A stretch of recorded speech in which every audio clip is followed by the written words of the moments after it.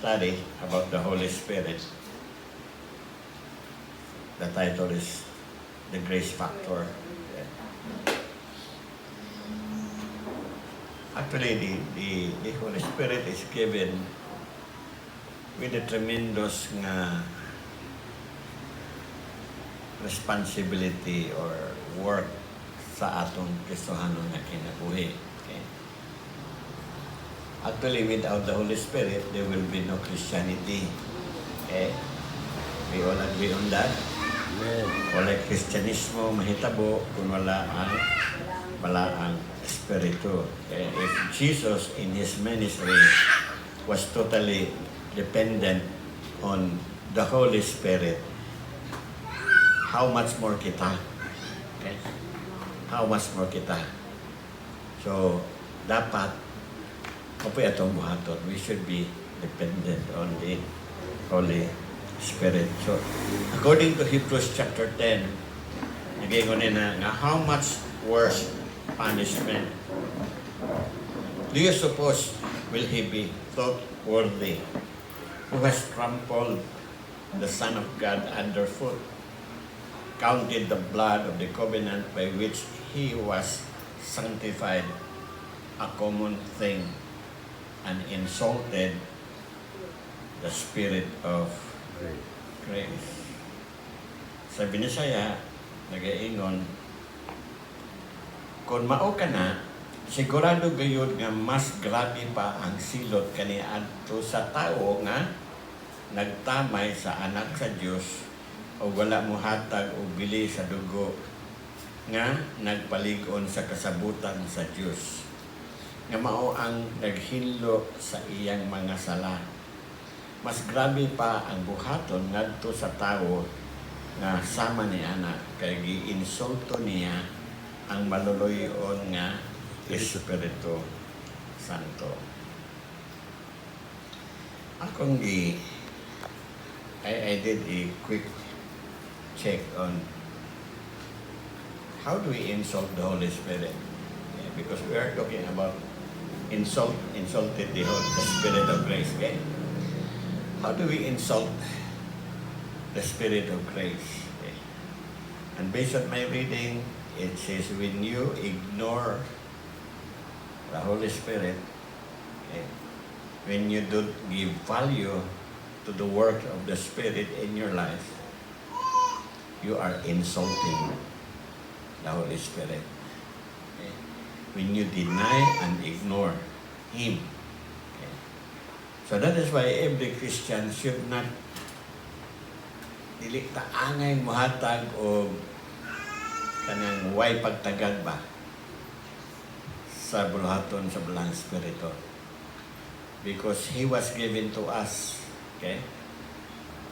Not for Him to enjoy us, but for us to survive, for us to be sustained in this life, for us ka maglakaw ta nga uban ang gahom sa atong Kristohanon nga kinabuhi.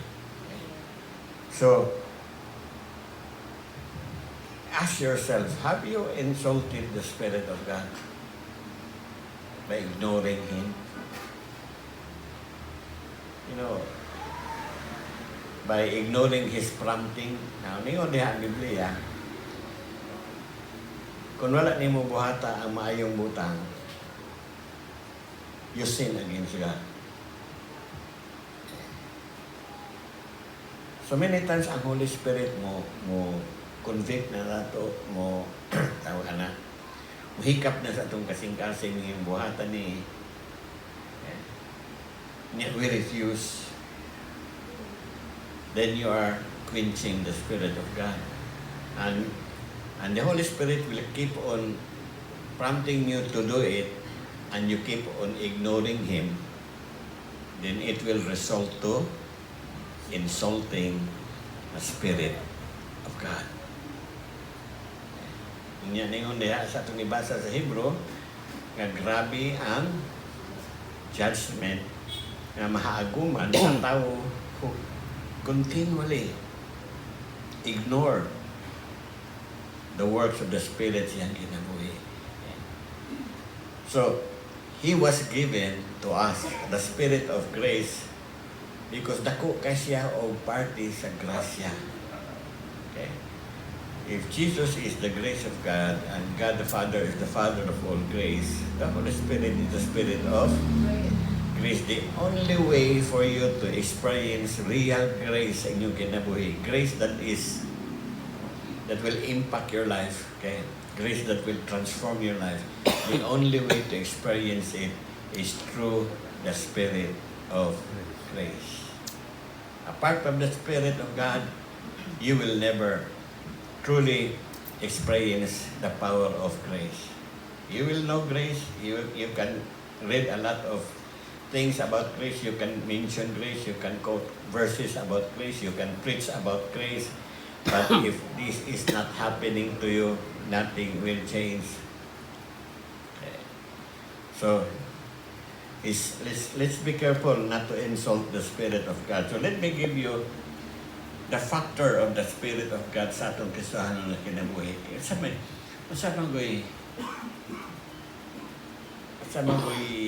Sa ka-importante ang grasya nga i-impart sa balaang Espiritu nato para sa atong Kristohanong kinabuhi. Kaya muna atong tukion ining kabuntagon. So nagyan niya ang 1 Corinthians chapter 15 verse 10. But by the grace of God, I am what? I am. And His grace towards me was not in vain, but I labored more abundantly than they all. Yet not I, but the grace of God which was with me. Now again, si St. Paul, nikot na mo siyang lain nga negative nga thing ningon siya nga His grace towards me was not in vain, because many people, ang grasya sa Ginoo was in vain. I don't know what said siya, vain. Pakyas, kawang. Ha? Kawang. Ha? Kawang. Kawang lang. Ano man, kay wala ni mo tagaig balor. Sayang. So, dingon si Pablo nga, by the grace of God, I am who I am. So what happened if you have the grace of God in you? Ang natural result ana mo ni.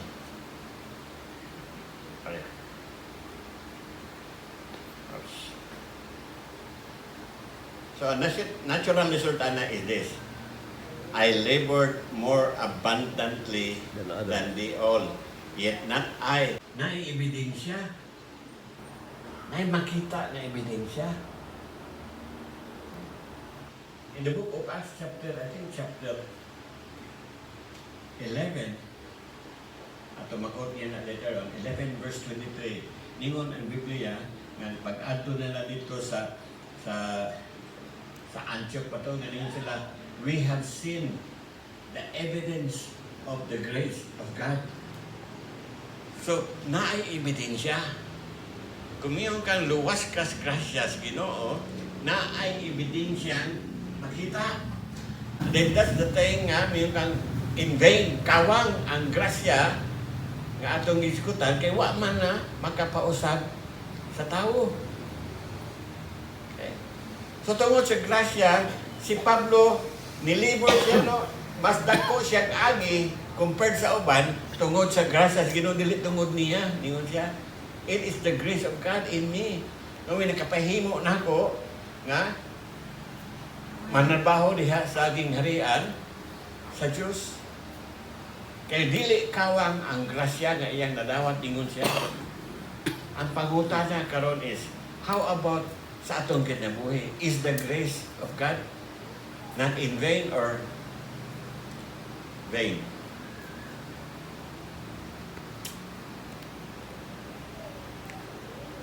Okay? Ngayon si Gresham, the very center and core of the whole Bible is the doctrine of grace of God. Okay.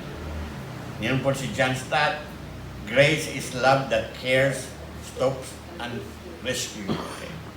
Anybody who encountered the grace, naagay kausaban. Dili pwedeng dili. Kaya kung walay kausaban, then it could only mean one thing. You have never been saved by grace.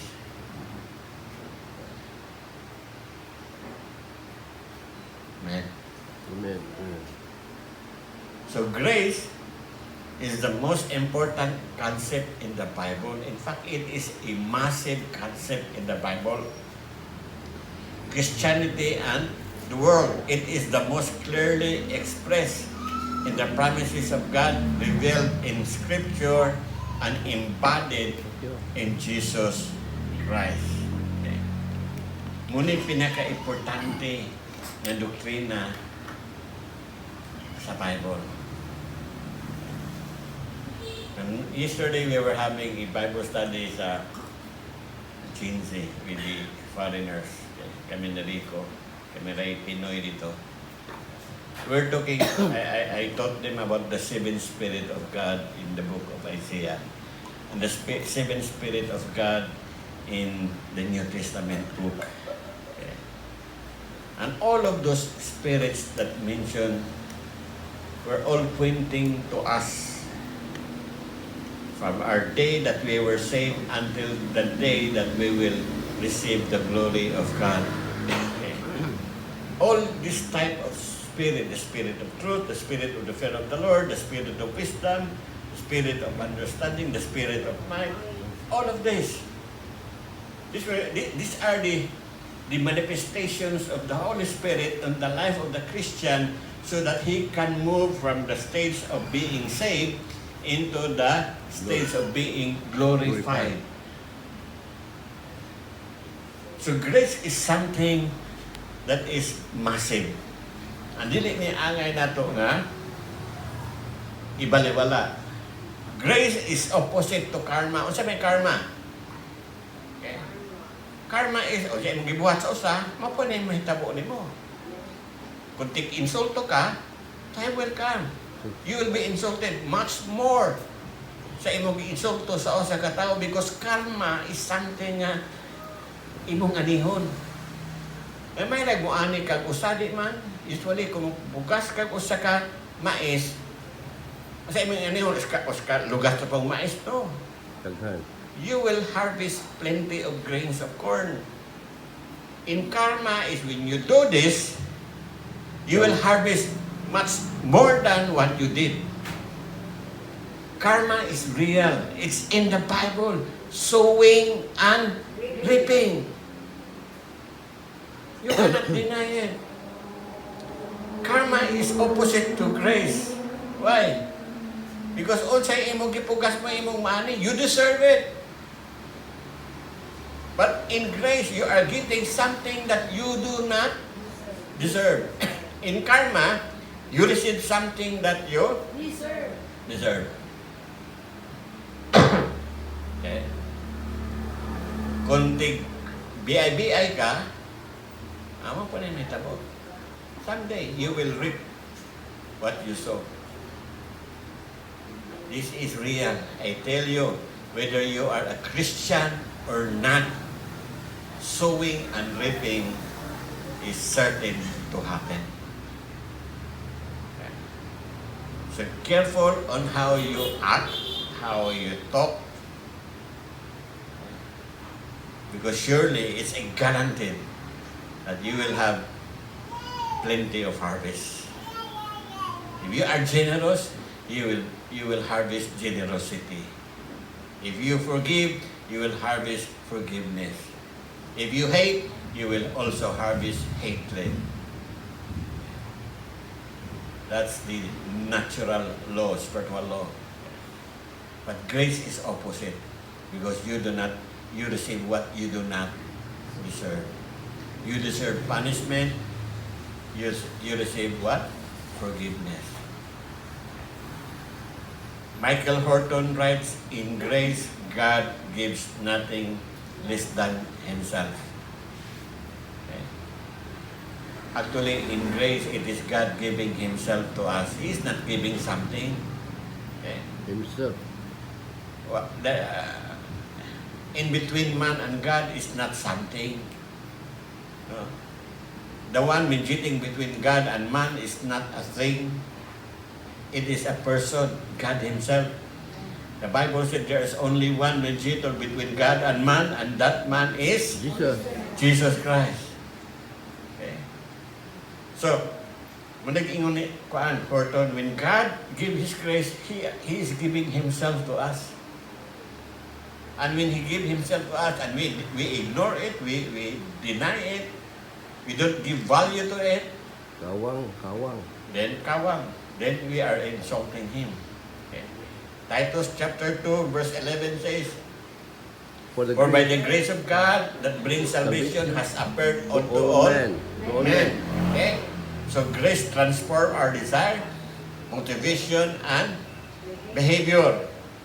God's grace ground and empower everything in the Christian life. Okay? Ang grace mo imong foundation. Okay? It is a strong foundation and it will also empower you. Okay? Ang nakasulat niya, everything in the Christian life. Not only in 1 or 2 or 3 areas imong kinabuhi, but in every area of your life should be transformed by the grace of God. So grace can only be experienced through the Spirit of grace. So the Spirit of grace strengthens us, equip and empower us to truly live the true Christian life. There is no Christian life without the Holy Spirit. Okay? So,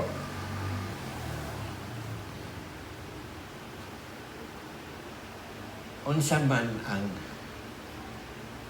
grace is the basis for many things sa atong Christian life. Okay? Example, okay? Grace is the basis for our Christian identity. 1 Corinthians 5:15, 15:10. By the grace of God, I am who I am. His grace towards me was not in vain, but I labored more abundantly than they all. Yet not I, but the grace of God which was with me. Si Paul, he was changed totally by the grace of God. From being a murderer, from being a persecutor, he became the apostle. In fact, ni Mas Pablo, I was the chief sinner. Siya ang pinakagrabe nga makasasala. But because of the grace of God, he became an apostle. Okay? So, kung naka-encounter yung kasinuot sa grasya sa Ginoo, you will be changed. It will produce identity in you. There's so many identity sa Christian life after grace. Okay? You are what? You are the ambassador of Christ. You are the salt and the light of this world. Okay? You are loved by God. You are favored by God. I mean, you are the righteousness of God. I mean, there are so many identity that can describe you when you are under grace. Okay? So, but if you don't know your identity, because grace is in vain in your life, then Satan can easily defeat you. Dali ra kang mabutog ni Satanas because you don't know who you are. Now, your identity comes from your what? From your experiencing the grace of God. Kadua, grace is the basis for our standing before God. Romans 5:2 says, through whom all we have access by faith into His grace, in which we stand and rejoice in hope of the glory of God. In the book of Acts, it says, stand firm in grace. Barog ka nga magbalikod diha sa grasya sa Diyos. Because that is where we stand before God. You cannot stand before God without grace. His presence will kill you. Okay? His fire will consume you without His grace. That is why, by the grace of God, we are able to stand in His presence. Without it, you die. Okay. Amen? Remember Moses, when Moses said to God, show me your glory. Then God said to Moses, no one has ever seen my glory and live. Kaya walay usan nakakita sa akong himaya nga nabuhi. All of them died. So ningon na Ginoo, but I will allow you to see the backside of my glory. Ang likod lang yan ang Ginoo. Pakitaan ti ka, pakiton ti ka sa likod sa akong himaya. But para dili ka mamatay, I will hide you in the cliff of a rock. And the word cliff in Hebrew means samad. Samad sa bato. And who is a rock? Jesus Christ. By His wound. Okay? Gitabunan ta, gitaguan ta sa Ginoo sa mga labod ni Kristo para di ta mamatay. So when the glory of God passes by, Moses was under the cliff of the rock. That's why he did not die. It's Jesus who is the grace of God can cover us so that we will not die when we stand in the glorious presence of God. Okay? So that is the basis of your standing in God. Without that, you cannot stand before God. So now, grace is the basis of our behavior. 2 Corinthians 1 verse 12. For our boast is this, the testimony of our conscience, that we behave in the world with simplicity and godly sincerity, not by earthly wisdom, but by the grace of God, and supremely so towards you. Okay? One thing that can easily be seen nga na usab ka sa grasya sa Ginoo, ang unang makita ang kausaba sa imong behavior. Ang kausaba sa imong kinaiya. Muna unang makita sa ubang tao. And if there's nothing new with your behavior, if your behavior is not transformed, then probably there's something wrong. Because you cannot help it. Nga na-bilin siya. Otong sa book of Acts chapter 11, ningon ang Biblia, we saw the evidence of grace. Kung maglantaw ang tao nimo, makita ba nila ang ebidensya sa grasya sa imong kinabuhi? By your behavior.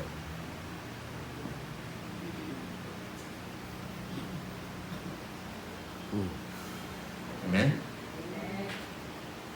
Grace is the basis for our living. Romans 5:17. For if by one man's offense, which is Adam, death reigned through the one, much more those who receive the abundance of grace and the gift of righteousness will reign in life through the one, Christ Jesus. Pinagi sa abundansiyang grasya sa Ginoo, uban sa gasas pagkamatarong sa Dios. Ningos Pablo, maghari ka nining kinabuhian. You will have a life that will reign. Kumusta man inyong life? Have you received the abundant grace of God? Amen. Have you received the gift of righteousness? Amen. Then you have all the reason to live life victorious.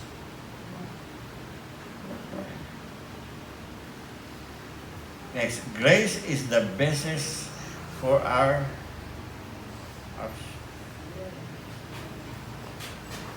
holiness. Holiness. 2 Timothy chapter 1 verse 9, who has saved us and called us with a holy calling, not according to our work, but according to His own purpose and grace, which was given to us in Christ Jesus before time began. Wa ka giluwas, wala ka, dili ta ka igong giluwas. Human kanya giluwas, gitawag ka nga magkinabuhi nga balaan. Dili pinagis imong buhat, kundi dili pinagis ang grasya o katuyuan sa imong kinabuhi. Okay. Ningon ang Biblia, duga na ni gihatag. Before time Began. began. Kano sa man nagsugod ang time?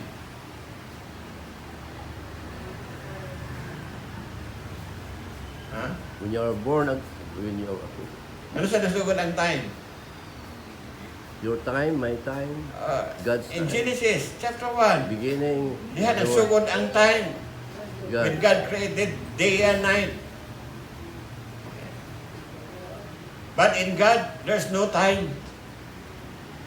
Tanan sa Ginoo puro present, walay past, walay future. That is why ningon ang Biblia in the book of Hebrews, I think Hebrews chapter 9, okay? Or Hebrews chapter 10 nga. Ang sakripisyo ni Jesus was Once and for all. once and for all times. Sabot na ng all times, past, present, future. Okay? Sa maglisod at sabot uban, anong pasiloob ng kus Ginoo nga sa akong sala sa sunod tuig pa? Kasi Ginoo walay sunod tuig, puro na present niya. When He forgave you now, that Forgiven. includes the future because He has no future. He is not controlled by time. Ang tao lang ang gitagaan niya o time. And yet, di pa ta kabulong mumanage sa atong time. Amen? Wa na ka igong giluwas, gitawag ka nga mapuyo nga balaan.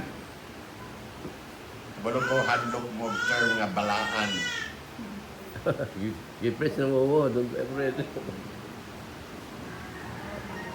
I think I will preach again on holiness. Okay?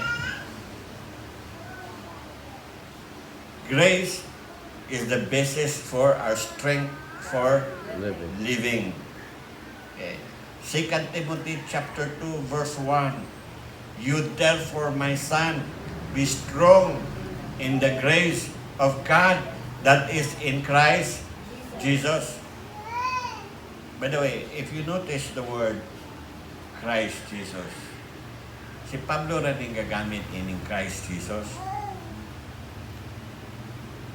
After resurrection, sa nabanaw na si Jesus, Paul always used the word Christ Jesus.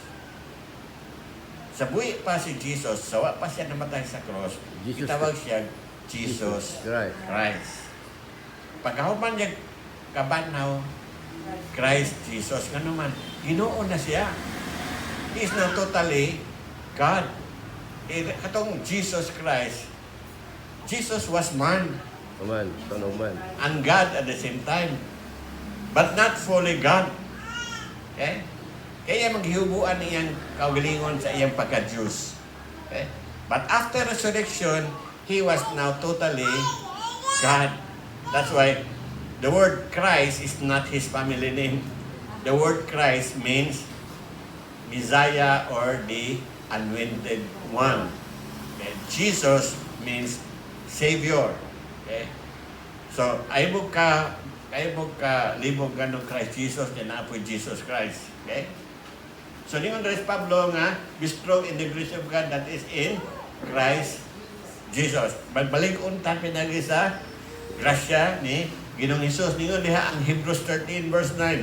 Do not be carried about with various and strange doctrine, for it is good that the heart be established by grace, not with food, which have not profited those who have been occupied with them.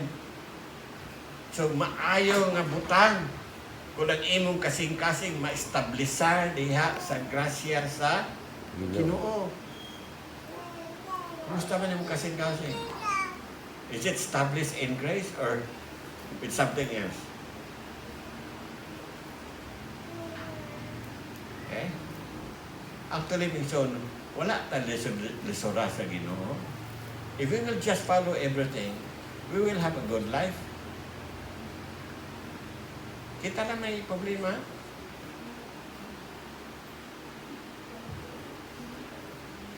Grace is the basis for our way of speaking. Colossians 4:6 says, let your speech always be Agree. with grace, seasoned with salt, that you may know how you ought to answer each one. Your word should be seasoned with grace, not with anger, not with bitterness, not with envy, not with pride, but with grace. Seasoned with salt. Meaning, salt means it can give flavor. Flavor in a sense nga, kung maayo nimong paggamit imong pulong, makapadasig ka sa uban, maka-inspire kanila, makalig-on kanila. That is seasoned with salt. But if you are not careful, that salt, if you use it wrongly, or you misuse it, when you misuse your word, that salt will become poison. May palo ba mo sa composition sa salt? Sodium, carbon, sodium chloride. Sodium and chloride. Both of them are poison. Poisonous ning sodium, poisonous ning chloride. Gimix ning duha, nahimong salt. But if, muna akong drive, if you know how to use salt, it's good for you. But if you misuse salt, it can destroy others. How? Example, put the salt in the fire. What will happen? Magpiti-piti. Ano naman, magprito ka isda, bakwa naman, bantika, mapisik. Salt na siya, nga na-expose sa extreme heat. Muna magbuto siya. And sometimes kita nga mga salt, mubuto ning atong sinultihan, we damage other people by our words. Instead of giving life, instead of inspiring and encouraging someone, we destroy them with our words. And sometimes we use scriptures. The Bible said that the sword of the Spirit is the word of God. And sometimes we use the word of God to destroy others.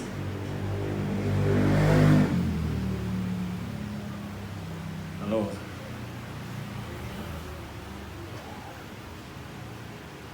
Amen.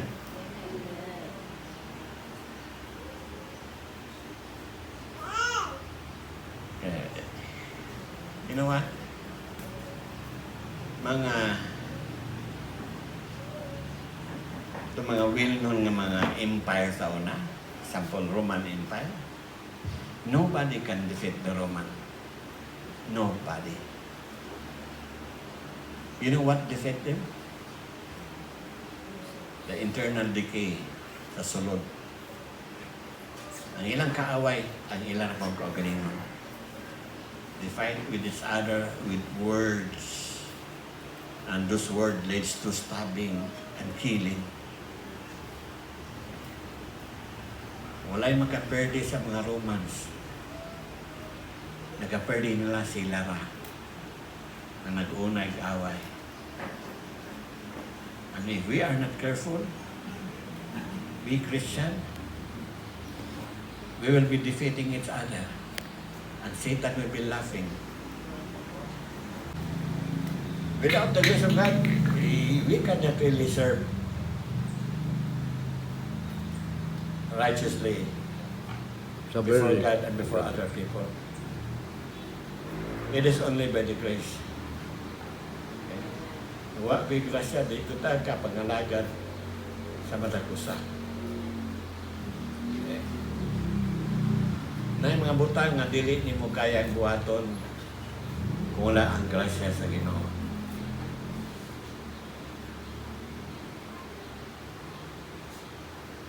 Amen. Last Sunday, may nagwali si Pastor Ruben. I recall my experience sa Mabinay sa una. Nga tumislantoy ako, si Glenn, si Sipi na ito, si Bingbing, si Louie, sakti ko Louis, Mark, wala. wala si Louie ito, wala si Mark. Si Sipi wala dito, si Glenn, si Bingbing, si Louie, napakatayo sa bayi. Loy kay sila, Yeah, pagkasi okay. ang buntag, mga ligo. Kalos lang tubig. Hinay kay ning tubot. Oh. Pagkapuno, di, ano, ilan na po sa lodong usog. Kwanta, kay ministry man eh. Ay matas bukid. Lakaw in taon sila. Wato pagluwin, kay lakaw ni siya sa kalayo. Eh, dili lalim maglakaw kagikad landoy pinong pantaw. That's around easily 16 kilometers. O na sugar land. Asa ka pong pasilong? Init kayo.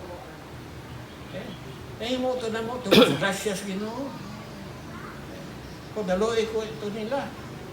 Ako na ko naligo, kaya maligo pa ko, may kugawa na ng ko, ka. Ha?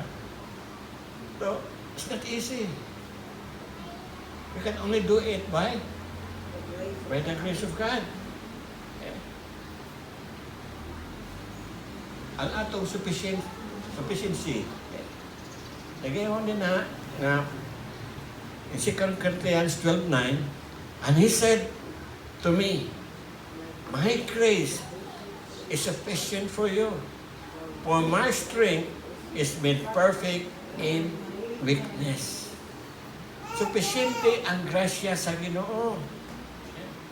Talawala sa atong kalisod, talawala sa atong suffering, ang iyang grasya supisyente. Ningon ang 2 Corinthians chapter 9 verse 8.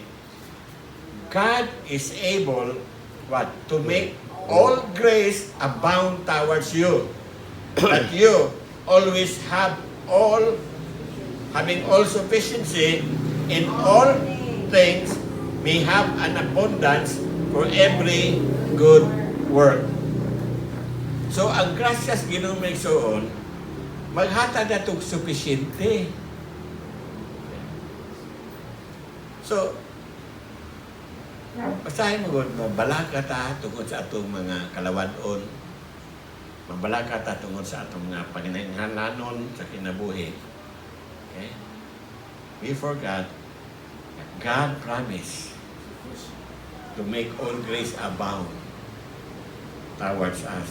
Okay? Kaya ngayon siya, haron sa tanang panahon, supisyente mo sa abundansya sa mga mayong buhat. So, gihatag sa Ginoo ang grasya so that we will have sufficiency sa atong kinabuhi. Sunod, grace is the basis for our response to difficulty and suffering. Ningon diha, let us therefore come boldly to the throne of grace, that we may obtain mercy and find grace to help in time of need. Okay. Ningon diha, harong ka obtain ka ng makakuha o kaluoy. So, meaning kaluoyan ka sa Ginoo. But ang iyang kaluoy, di ka po maghatag o kasulbaran sa imong problema. Ang maghatag at nagsulbaran, ang grasya. And find grace to help in time of need. So, duhay mo makita His mercy and then His grace. Okay, so grace is the one that will help you meet your need or whatever thing you need, whether healing or what, tagbuon na sa grasya sa Ginoo. Sunod, grace is the basis for our participation in God's mission. As recipient of grace, we are privileged to serve as agents of grace. Actually, my term is, if you are saved by the grace of God, you are supposed to live as grace provider. Believers receive grace. So, Acts 11:22 at 23 says, when he came and had sinned, okay, maraming mo, nakita, seen the grace of God, he was glad and encouraged them all that with purpose of heart, they should continue with the Lord. Now, in NIV, Nigundari, when he arrived and saw evidence of the grace of God, ang muna ako gustong tubagon ninyo, naabay ebidensya ang grasya sa Diyos sa inyong kinabuhi. Makita ba na sa uban?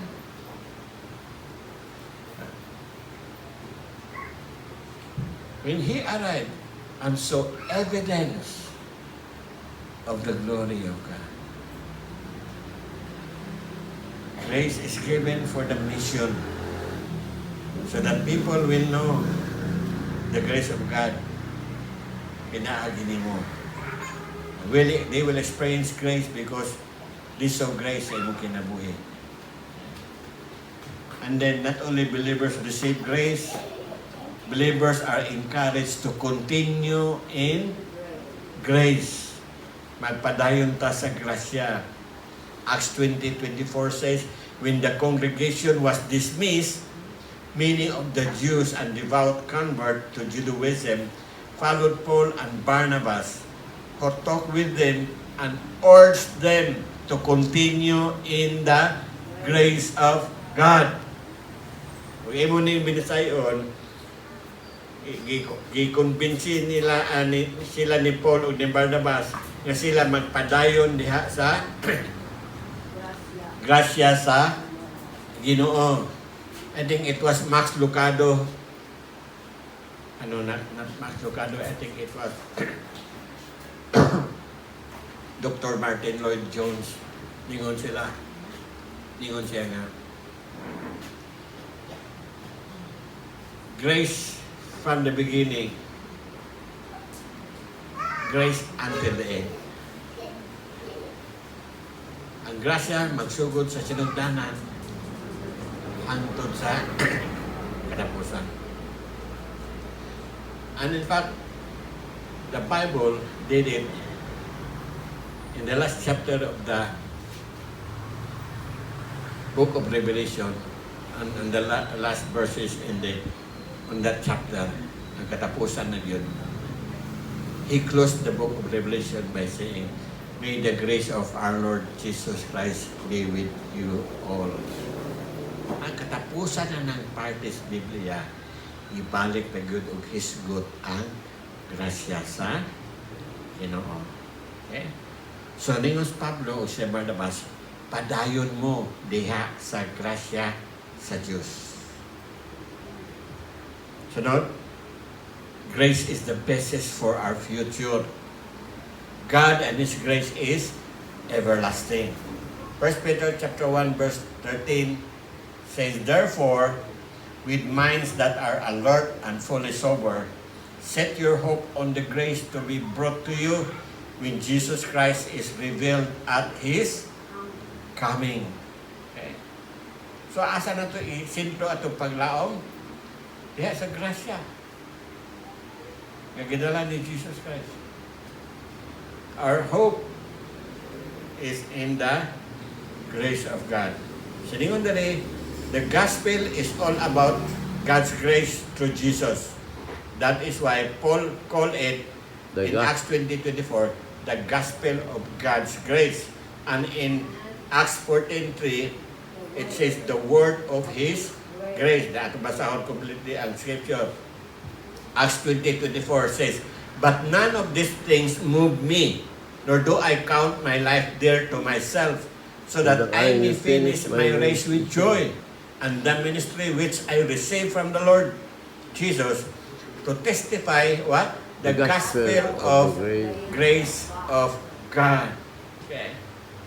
Then another one in Acts 14 verse 3, it says, "Therefore, they stayed there a long time, speaking boldly in the Lord, who was bearing witness to the word of His grace, granting signs and wonders to be done by their hands." So, manay term na gigamit ni Pablo, the gospel of God's grace and the gospel of the word of word of grace. Word of His grace. Yeah, word of His grace. Amen. So, to experience all of this, we need to yield completely to the workings of the Spirit of grace. Would you follow the Spirit of grace to take full control of you? Amen.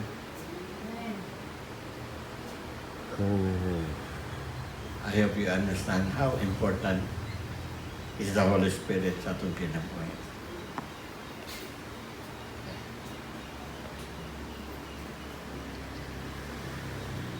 Yield to His working. And truly, God, someday, God, all of us will be transformed completely by Your grace. That wherever we go out from this place, Father God, whether we are in the school, in the marketplace, or in the job, or anywhere, Father God, people will see us. They can see the evidences of grace in our life. So Lord, I thank You that that desire of ours, Father God, will come to pass. Amen. So Lord, help us to yield to You completely. Lord, give us the grace not to hinder the work of the Spirit of God in our life. Salamat Ginoo that You desire for each one of us to be truly transformed by Your grace. And it can only happen, Lord, if we will yield completely to the Spirit of grace. Salamat Ginoo. Amo kami tayo salamatan. Lord, I pray that You will continue to bless Your people. Everyone present in this gathering today, Father God, You will bless each one of them. You will make their need more abundantly, that they will have more than enough this week. And Lord, I thank You, Lord, that You will heal those who need healing. You will give them wisdom to those who need wisdom, Father God. And I thank You, Father God, that Your uncommon favor will saturate our life Thank you, Lord. this holy, Father God. And may Your grace be abundant in us. Yes, Lord. This way, Father Lord. Salamat Ginoo that You will continue to preserve each one of us. That You will send angels to watch over us. Yes, Lord. And You will build a wall of fire on every household represented in this gathering, that no evil and harm can come into our place of dwelling. Yes, Salamat Ginoo. Amo kang gitayo ko salamatan. Mintanan na muli. Nawalaw kinigipayaw kanimo pinagi ni Kristo Jesus namang Diyos o manluluwas. Amen. Amen. Natay ko ang kanyo. Now to Him who is able to keep you from stumbling and to present you faultless before the presence of His glory with exceeding joy, to God our Savior, who alone is wise, be glory and majesty, dominion and power, both now and forever. And all people, God said, Amen. Thank you and God bless you.